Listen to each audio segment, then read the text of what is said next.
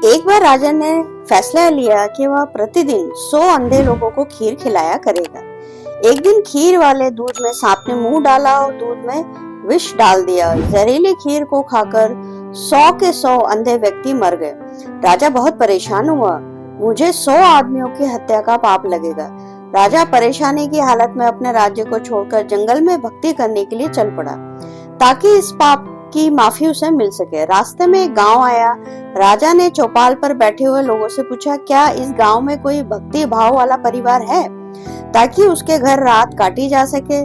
चौपाल में बैठे लोगों ने बताया कि इस गांव में 2 भाई बहन रहते हैं जो खूब भक्ति भाव करते हैं। राजा उनके घर रात ठहर गया। सुबह जब राजा उठा तो लड़की ध्यान में बैठी हुई थी। इससे पहले कि लड़की का रूटीन था कि वह दिन निकलने से पहले ही ध्यान से उठ जाती थी और नाश्ता तैयार करती थी। लेकिन उस दिन लड़की बहुत देर तक ध्यान में बैठी रही। जब लड़की ध्यान से उठी तो उसके भाई ने कहा कि बहन, तू इतना लेट कैसे हो गई? अपने घर मुसाफिर आया हुआ है, इनको नाश्ता करके दूर जाना है, तुझे ध्यान से जल्दी उठना चाहिए था।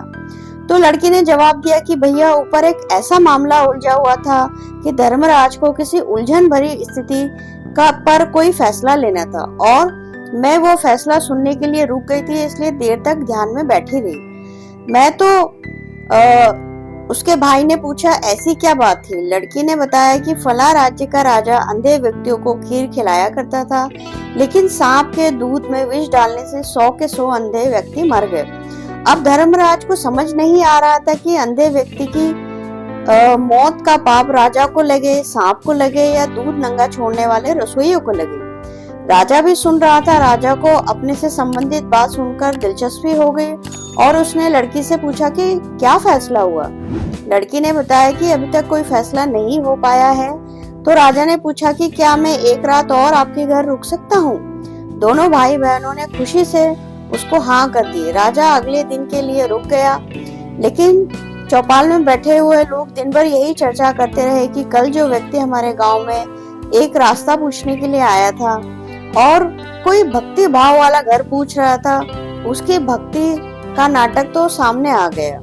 रात काटने के बाद वो इसलिए नहीं गया क्योंकि जवान लड़की को देखकर उस व्यक्ति की नीयत खोटी हो गई, इसलिए वह सुंदर और जवान लड़की को देखकर मैं पक्के तौर पर ठहरेगा या फिर लड़की को लेकर भागेगा। दिन भर चौपाल में उस राजा की निंदा होती रही। अगली सुबह लड़की फिर ध्यान में बैठी और रूटीन टाइम के हिसाब से उठ गई।